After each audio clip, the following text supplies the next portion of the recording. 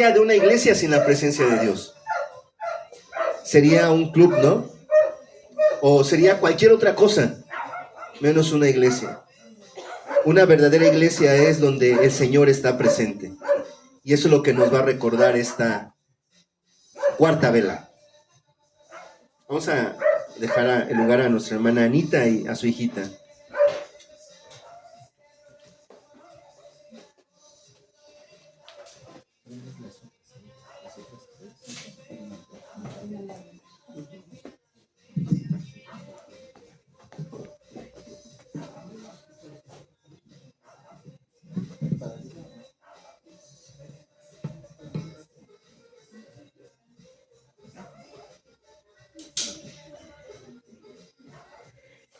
Dijo entonces Isaías: Oíd ahora, casa de David, os es poco del ser molestos a los hombres, sino que también lo seáis a mi Dios.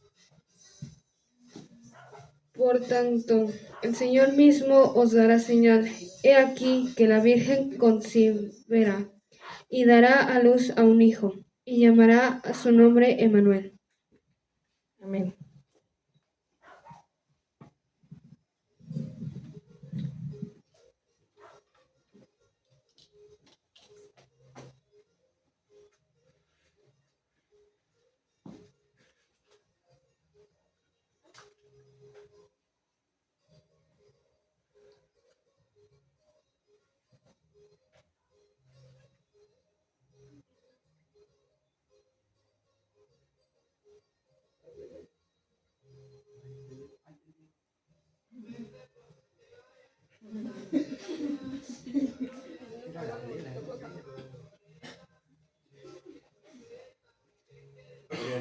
Gloria a Dios, amén.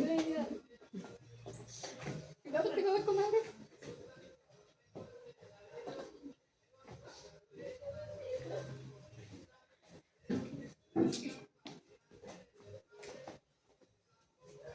Dice en Isaías 6, versículo 3. Sí, Isaías 6, versículo 3. Y el uno al otro daban voces diciendo: Santo, Santo, Santo, Jehová de los ejércitos, toda la tierra está llena de su gloria. A ver, hermano pastor, si nos compartes la palabra. Si nos compartes la palabra. No, hermano Sebastián. Hermano Sebastián. Ya profetizaste, hermano. Sí, ¿verdad? Ya profetizaste. Sí, esa lectura, ¿verdad? Estamos sí.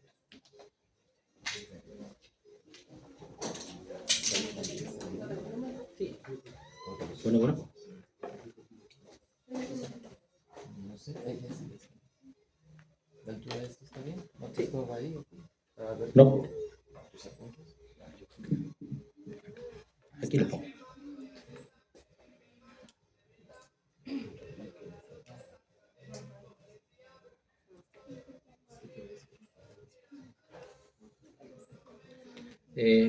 Bueno, hermanos, el mensaje, pues ya lo escucharon, es conociendo al Dios verdadero.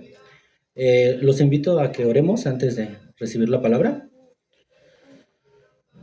Bendito Padre, te doy gracias porque me has permitido llegar hasta este lugar, Señor, donde pretendo compartir el conocimiento que tú me has dado, Señor.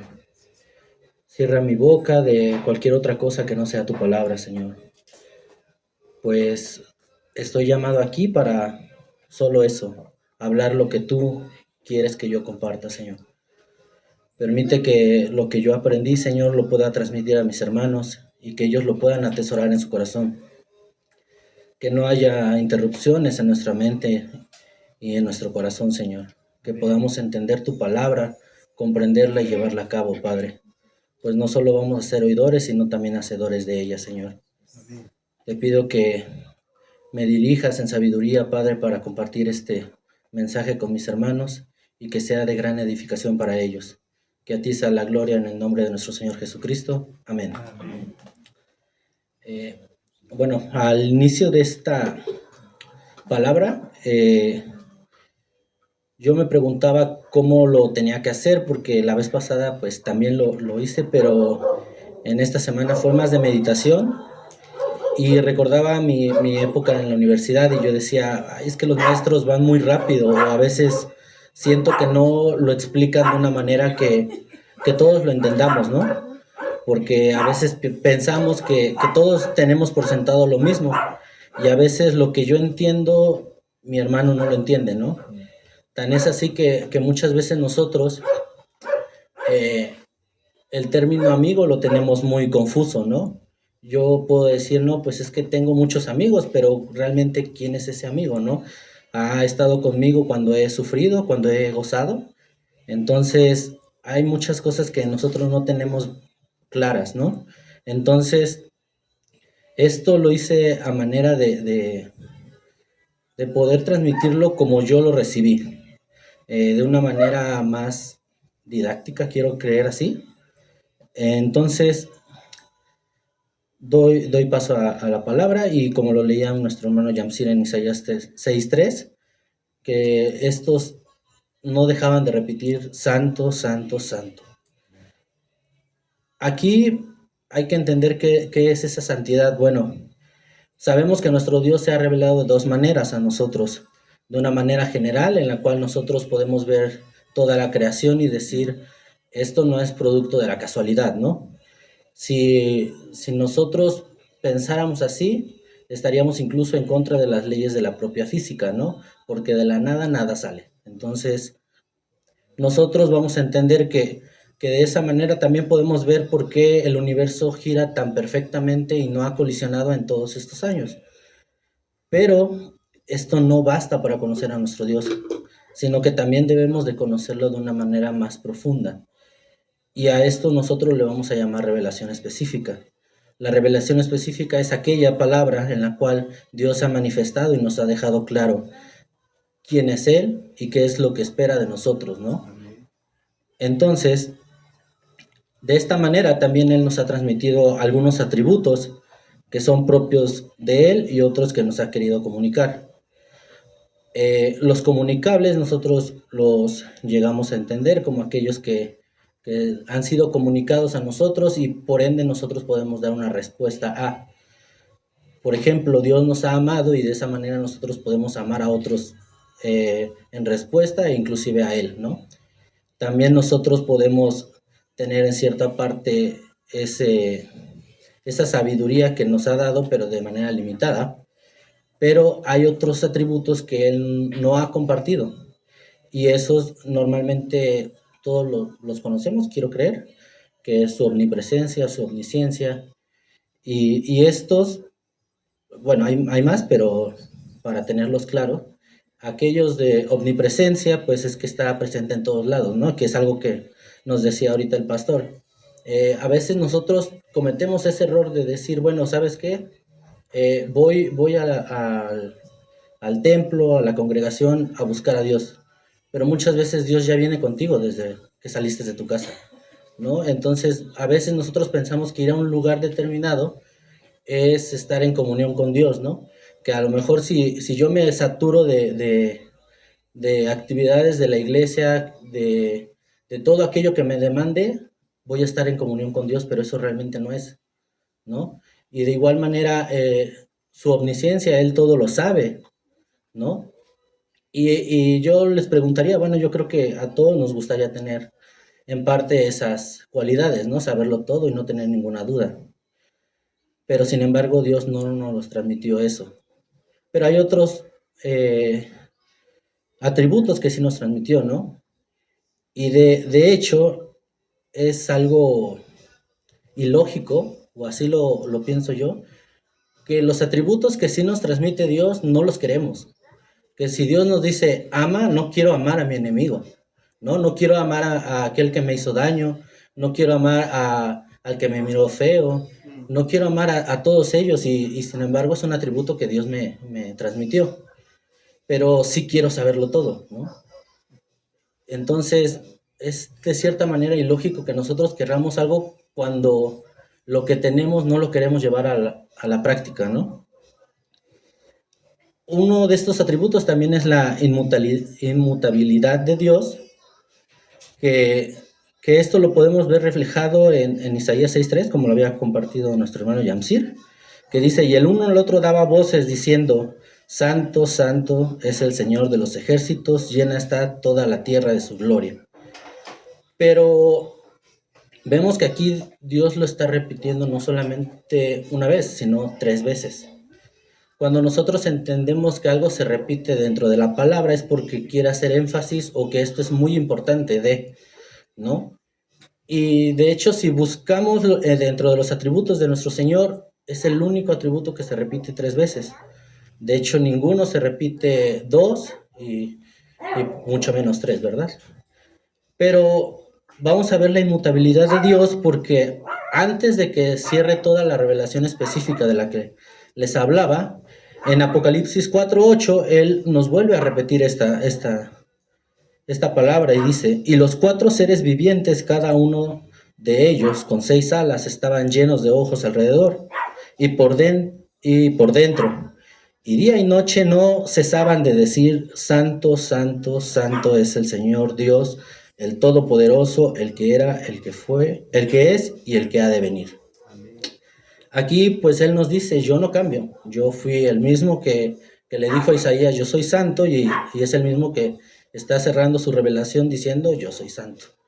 De ahí el tema de esta prédica, que cuando nosotros nos hablan de santidad, a veces tenemos muy lejos este término, ¿no?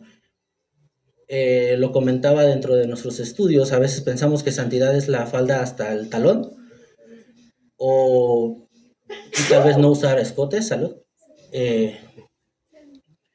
Pero realmente esto no es santidad dependiendo el fin por cual lo haces. Si lo estoy haciendo para agradar al hombre y verme más santo que ellos, tu orientación está distorsionada. Pero si yo lo hago realmente porque Dios me ha dado la convicción de que sé que no debo de mostrar mi desnudez, entonces estoy yendo por el camino correcto. De hecho, de esta manera, Dios nos expresa en su palabra que también el desnudo es símbolo de vergüenza.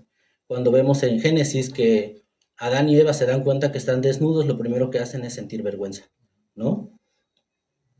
Bueno,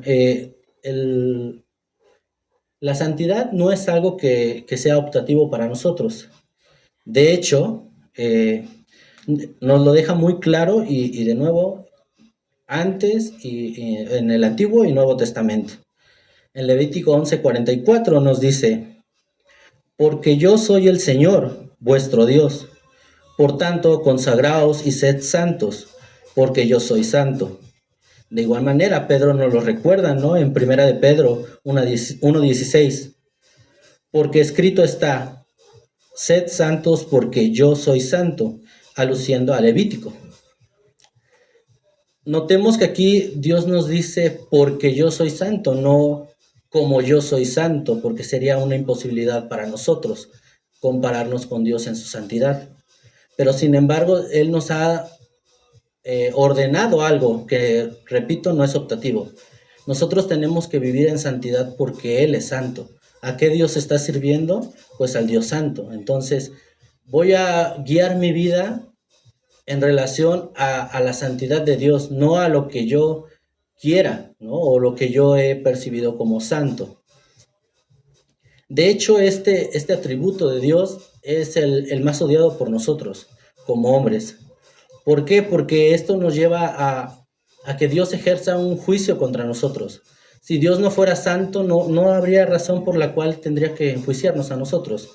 De hecho, si quitamos la santidad de Dios dentro de sus atributos, sería algo muy perverso de cierta manera, porque imaginemos a nosotros siendo juez, pero sin ser santo, todos nosotros estaríamos en el infierno, nadie tendría que haber pagado por nosotros, porque estamos condenados y pues yo no tengo amor por él, yo solamente soy juez, vámonos. Tienes seguro el infierno, ¿no?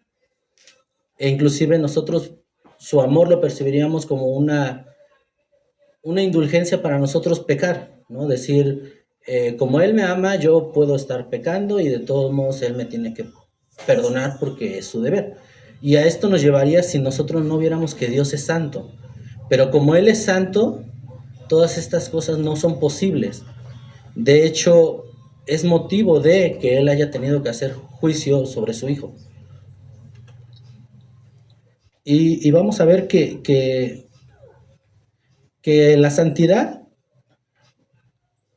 es algo muy importante dentro del, de lo que Dios demanda de nosotros. De hecho, cuando nosotros vemos la santidad en contra de nuestro pecado, Dios usa términos muy fuertes que a nosotros nos parecerían de esta manera, ¿no? De hecho, cuando algo era considerado no santo, decía, es abominación para mí, ¿no? O yo aborrezco esto. Inclusive dice, yo aborrezco la boca perversa, ¿no? Y hay un versículo que nos dice, hay 6 cosas que el Señor aborrece, no, son 7. Y dentro de ellas está la mentira. Y dentro de esto de la mentira hay que dejarlo claro, no dice la mentira grave ni la mentira chiquita, está diciendo la mentira. En el momento en que nosotros decimos, ¿sabes qué? Por ejemplo, no vine al culto porque me enfermé, pero estoy en un carnaval, pues vaya, ¿no? Esa mentira no es ni chiquita ni grande, simplemente fue una mentira. Y también dentro de su palabra, el Señor nos dice, gózate cuando eres joven, pero ten en cuenta que todo rendirás cuenta, ¿no? Y esto también, pues no solamente para los jóvenes, también yo creo que para nosotros como adultos, también hay que tenerlo en cuenta. Si nos vamos a gozar, tenemos que tener en cuenta que tarde que temprano vamos a tener que rendir cuentas ante el Dios justo, ¿no? Y el Dios santo. Y ahí ya no va a entrar nuestro parámetro de, no, pero esto no era tan pecaminoso, Señor. No, Él te deja claro que Él es un Dios santo y que no deja pasar por alto algo que para ti es insignificante. E inclusive cuando nosotros entendemos esto del lenguaje de Dios, de cómo Él nos dice, sabes que yo aborrezco esto, yo detesto esto, es abominación para mí, ahora nos podemos gloriar. De hecho, dice Jeremías 9:24, mas el que se gloríe, gloríese de esto, de que me entiende y me conoce, pues yo soy el Señor que hago misericordia, derecho y justicia en la tierra, porque en estas cosas me complazco, declara el Señor. Y claro, aquí nos estaba hablando precisamente de cuando nosotros nos gloriamos por cosas terrenales. Previamente en el 22 y 23 nos habla de eso, ¿no? De aquel rico que dice, ya pude comprar esto aquí en la tierra, soy dueño de todo esto. Ajá, gloríate de eso, pero no te va a servir de nada. El día de mañana mueres y se queda todo aquí. Entonces, gloríate de que me has entendido y que me conoces, porque recordemos cuál es la vida eterna, ¿no? Que te conozcan a ti, a nuestro Dios y a su Hijo Jesucristo. Y si no le has conocido, entonces no te va a servir de nada. Pero entendiendo un poco más esta relación de nuestro pecado frente a la santidad de Dios, hay una narrativa muy, muy clara, yo creo, dentro de de Éxodo 33, del 1 al 3, que nos dice que hay una reacción directa de la santidad de Dios frente a nuestro pecado. Y la palabra de Dios dice así: entonces el Señor dijo a Moisés, anda, sube de aquí, tú y el pueblo que tú has sacado de la tierra de Egipto, a la tierra de la cual juré a Abraham, a Isaac y a Jacob, diciendo, a tu descendencia la daré, y enviaré un ángel delante de ti, y echaré fuera al cananeo, al amorreo, al hitita, al fereceo, al heveo y al jebuseo. Sube a una tierra que emana leche y miel, pues yo no subiré en medio de ti, oh Israel, no sea que te destruya en el camino, porque eres un pueblo de dura cerviz. Aquí lo que Dios nos está dejando claro es la manera en la cual él reacciona frente al pecado, la toma de esta manera, cuando violentamos la santidad de Dios. Se aparta de ti y por ende, posterior o en ese momento te puede destruir, ¿no? Porque Él no tolera el pecado, no tolera que violente su santidad. De hecho, por eso es que renuncia de esa manera o dice, ¿sabes qué? Sube tú, Moisés, y el pueblo que tú sacaste, cuando Dios claramente decía, mi pueblo, Israel, ahora le dice el pueblo que tú sacaste, no mi pueblo, porque mi pueblo no debería de ser así. Mas, sin embargo, siguen en esta consecuencia de seguir tomándome en poco. ¿Y esto en qué contexto nos lo da? Bueno, pues nos lo da en el contexto en el que Aarón había hecho una figura de un becerro de oro. Entonces Dios estaba enojado por lo que habían hecho. Y él dijo, no me toman en consideración que yo fui quien lo sacó de ahí, ¿no? Entonces ahí le dice, ¿sabes qué? Sube tú y ese pueblo. Yo voy a cumplir mi palabra, les voy a entregar la tierra. Y de hecho voy a mandar a un ángel, pero yo no voy. Dios se aparta de ellos. E inclusive les dice, no sea que yo te destruya en el camino. ¿Y por qué les dice esto? Porque mi santidad no está nada más de adorno. Mi santidad debe de ser respetada. Y a veces eso nosotros no lo tenemos en cuenta. Y así como nosotros no lo tenemos en cuenta, también dentro de la palabra encontramos quienes no lo tomaron en cuenta y las consecuencias son graves. En Levítico 10, vamos a ir del 1 al 11, pero vamos por partes.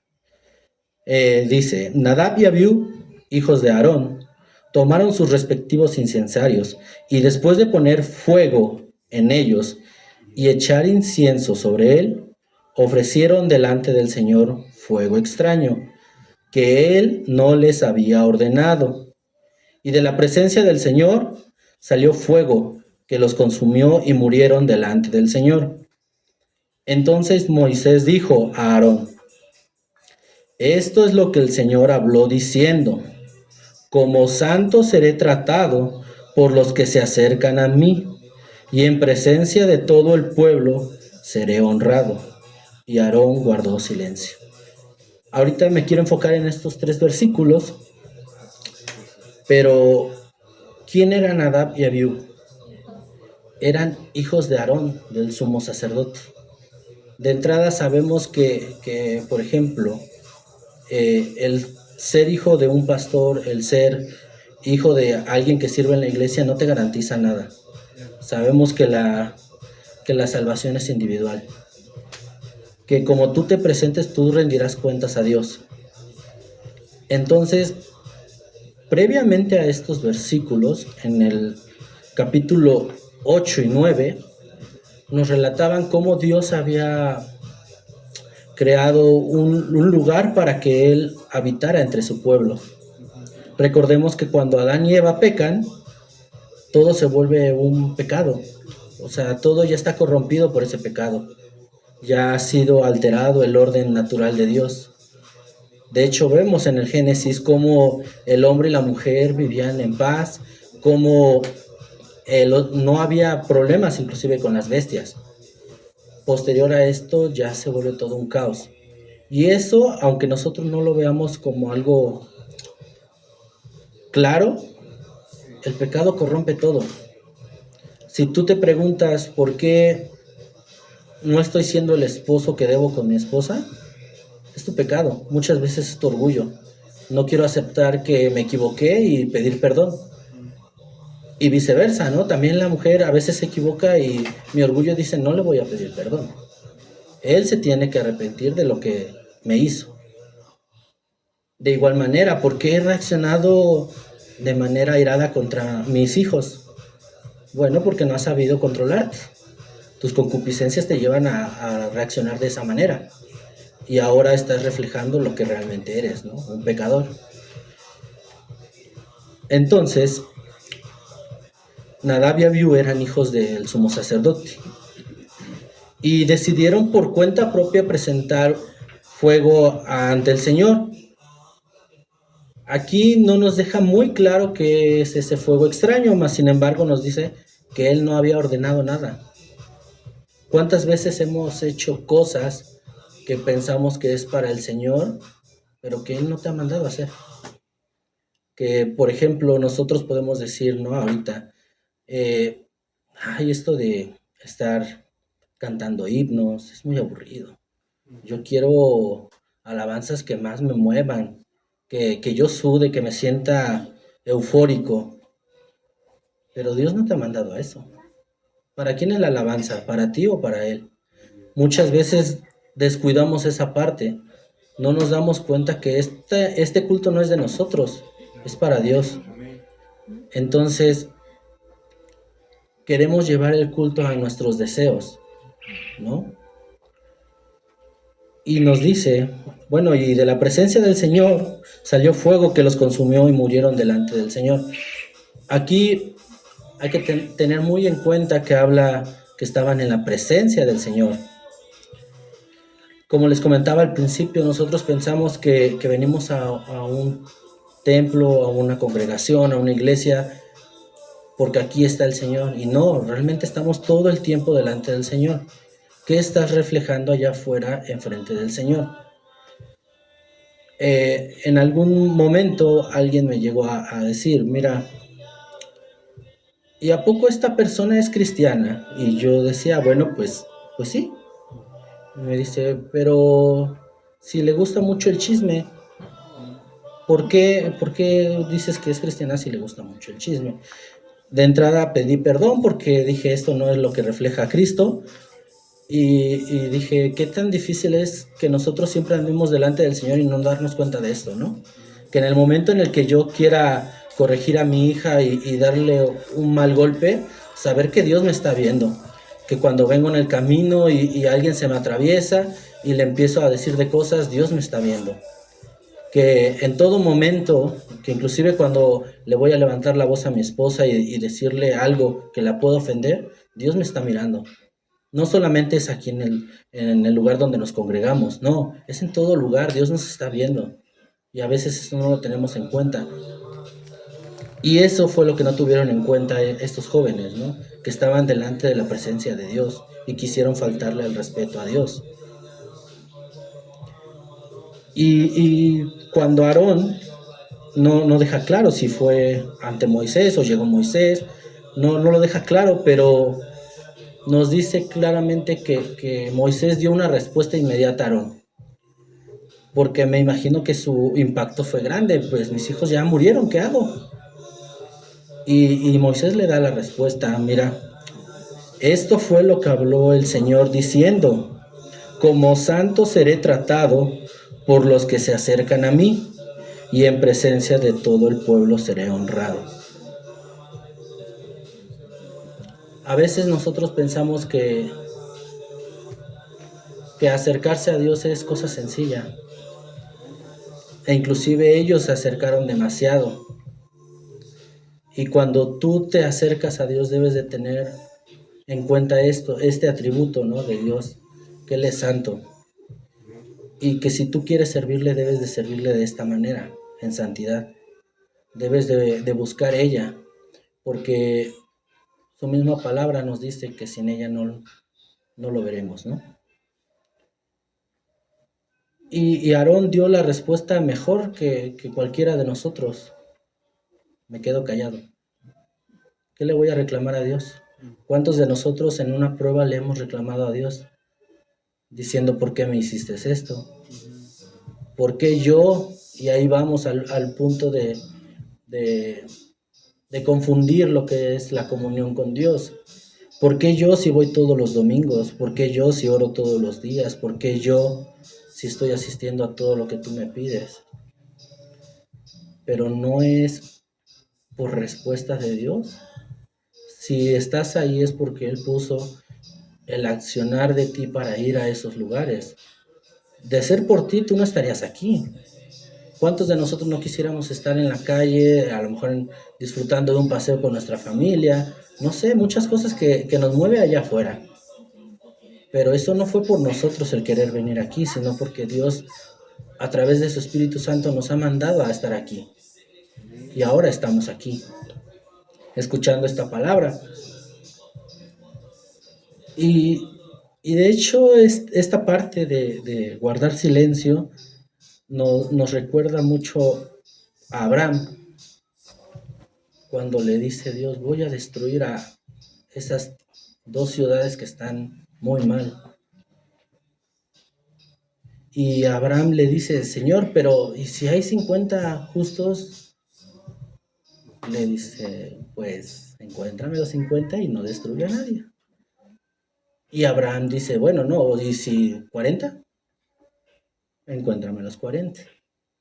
Y continúa hasta que se da cuenta Abraham que mejor me callo porque el siguiente soy yo, ni yo soy justo. Y nos va a destruir a todos. Entonces vemos esa reacción de Dios. Se aleja o te destruye. Aquí lo dejó claro con los hijos de Aarón. En el versículo 4 nos dice, llamó también Moisés a Misael y a Elzafán, hijos de Uziel, tío de Aarón, y les dijo, acercaos, llevaos a vuestros parientes de delante del santuario, fuera del campamento. Y ellos se acercaron y los llevaron fuera del campamento, todavía en sus túnicas, como Moisés había dicho. Si se dan cuenta, aquí Moisés ni siquiera le dijo a su padre o a los hermanos que le quedaban a aquellos jóvenes que habían sido destruidos, sino a parientes. ¿Sabes qué? Ven y llévate a tus parientes que han faltado al respeto a Dios y sácalos fuera de aquí. Y de hecho, ahí tenemos resaltada una frase que dice, todavía en sus túnicas. Cuando nosotros oímos consumidos, queremos entender que fueron carbonizados, que fueron quemados en su totalidad. ¿Y por qué las túnicas no estaban quemadas?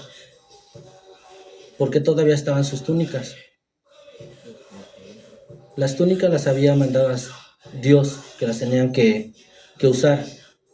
Ellas no tenían pecado, el pecado eran las personas. Entonces, aquí Dios deja claramente, lo que yo detesto es esto, que me falten al respeto en mi santidad. Versículos 6 y 7 dice, luego Moisés dijo a Aarón y a sus hijos, Eleazar y Tamar. Estos son los otros 2 hijos que le sobrevivían a Aarón. No descubráis vuestra cabeza ni rasguéis vuestros vestidos, para que no muráis y para que él no desate todo su enojo contra toda la congregación. Pero vuestros hermanos, toda la casa de Israel, se lamentarán por el incendio que el Señor ha traído. Ni siquiera saldréis de la entrada de la tienda de reunión, no sea que muráis, porque el aceite de la unción del Señor está sobre vosotros. Y ellos hicieron conforme al mandato de Moisés. Versículo 6 nos dice, no descubráis vuestra cabeza, ni rasguéis vuestros vestidos. Esto hay que entenderlo, porque vamos a decir, ¿por qué? Bueno, esta era una señal de duelo. Cuando pasaba algo trágico dentro de la familia, era común descubrirse la cabeza y rasgar el vestido en señal de eso, de que estabas sufriendo, tener ese luto por esa persona. Pero aquí Dios estaba dejando claro, nadie se va a enlutar por lo que acabo de hacer. E inclusive Dios nos deja claro, esto que acabo de hacer es justo, porque yo advertí. Les hablaba de Éxodo anteriormente, de que Dios se enojó con el pueblo por el becerro. Pero ¿quién había hecho ese becerro? Lo había hecho Aarón. Y ahora sus hijos estaban faltando al respeto de igual manera a Dios. Muchas veces nosotros no lo vemos así, pero ¿qué le estás reflejando a tus hijos? Hablábamos de piedras de tropiezo, y ten en cuenta que muchas veces nosotros como padres hemos sido piedra de tropiezo para nuestros hijos, porque decimos, mira, mi papá es de una manera aquí, pero llegando a la casa se transforma, me grita, me pega, y aquí llega y con todos los hermanos da beso, abrazo, ¿y qué pasó? ¿Por qué? Aquí claramente Aarón había corrompido la santidad de Dios al hacer el becerro de oro, y sus hijos lo repitieron. Tengamos esto en cuenta cuando veamos que nuestros hijos fallan. ¿Les habré reflejado algo de eso a mis hijos? ¿Que podemos aparentar algo dentro de la congregación y después ser como los demás? Sin embargo, Dios dice, se lamentarán por el incendio que el Señor ha traído. Se van a lamentar porque he tenido que impartir justicia cuando acabo de inaugurar un lugar donde yo voy a habitar. Los capítulos 8 y 9 nos hablaba de eso, de que Dios había hecho un lugar donde Él iba a habitar en medio de su pueblo, y vienen los hijos de Aarón y corrompen ese lugar. Estaban haciendo lo mismo que Adán y Eva. Dios había creado un lugar perfecto donde habitaran todos en paz, y llega Adán y Eva y piensan que la palabra de Dios es muy poco para decir, el día que comas de ello morirás, y dicen, no creo que pase, ¿no? Porque fue lo que les dijo la serpiente, no van a morir, van a ser igual que Dios. Y entonces ya habían pecado porque lo llevaron en su pensamiento, el decir, pues a lo mejor no pasa.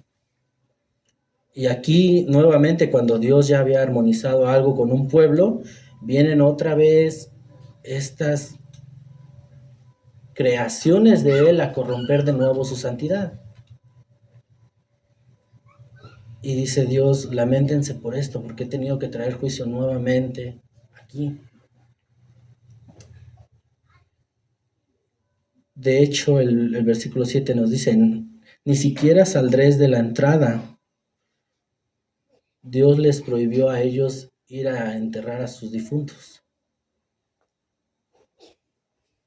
En la actualidad vemos que hay muchas personas que sus hijos desaparecen y no tienen cómo qué enterrar.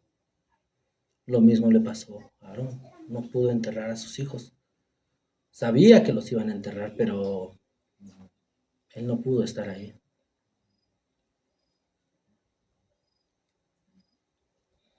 De hecho, les dijo, lo que los está protegiendo pues es el aceite de la unción.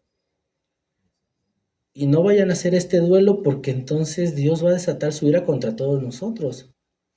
Porque lo que acaban de hacer no fue poquito, no fue un pecadito. Acaban de corromper la santidad de Dios. Y ahora Dios ha demostrado su justicia. Versículo 8. El Señor habló a Aarón diciendo, no beberás vino ni licor, tú ni tus hijos contigo, cuando entréis en la tienda de reunión, para que no muráis.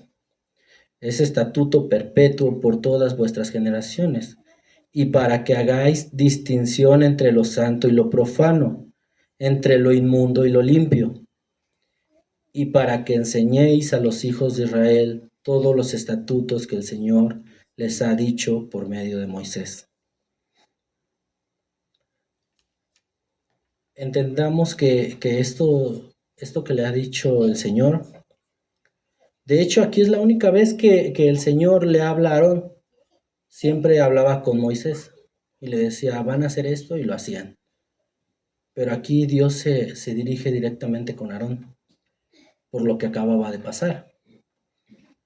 Y podemos entender de esta manera, teniendo el contexto de lo que acaba de pasar, que tal vez estos jóvenes habían entrado de manera embriagada. Y de hecho le dice, bueno, no beberás vino ni licor tú ni tus hijos. Les repito que Aarón había hecho un becerro y ellos habían corrompido la santidad de Dios. Posiblemente también Aarón había consumido licor y sus hijos pensaron que era algo normal. ¿Qué ejemplo le damos a nuestros hijos? Y dice, ¿por qué mando a hacer esto? Bueno, para que hagas distinción entre lo santo y lo profano, entre lo inmundo y lo limpio. Esto lo debemos de entender también nosotros, hermanos. Cuando alguien nos perciba en la calle, deberíamos de reflejar eso, que no somos igual. Y no porque seamos mejores, no, porque nosotros ya entendimos quién es Dios y lo que Él demanda de nosotros. Y lo acabamos de ver. Ser santos porque yo soy santo. Es una orden. Nosotros deberíamos de andar por la calle reflejando esa santidad de Dios. Y muchas veces es difícil distinguir a una persona que es cristiana o que cree en nuestro Señor Jesucristo y a aquellos que no lo creen, porque muchas veces nos confundimos demasiado. Leyendo parte de esto, en Éxodo 30, el 37 y el 38 dice, y el incienso que harás, no lo haréis en las mismas proporciones para vuestro propio uso. Te será santo para el Señor. Cualquiera que haga incienso como este, para usarlo como perfume, será cortado de entre su pueblo. Tengamos en cuenta que este incienso era para llevarlo como ofrenda al Señor, como un aroma agradable. Y cuando Él dice, te será santo para el Señor, nos dice que debe de ser distinto a todo lo demás. De esa misma manera nosotros nos deberíamos de ver reflejados. Yo debería de reflejar una distinción entre todos aquellos que no creen en el Señor, pero muchas veces nos parecemos tanto. Y de aquí podemos entender también esta parte. Dice, mira, aquel que use las mismas proporciones y lo use para algo común, será cortado de entre su pueblo. Había una pena por usar algo que ya había sido santo, apartado para Dios. Y les recuerdo que todos nosotros hemos sido santificados por nuestro Señor. ¿No tendríamos que estar separados y apartados para Él? ¿No tendríamos que reflejar otra cosa ante la gente?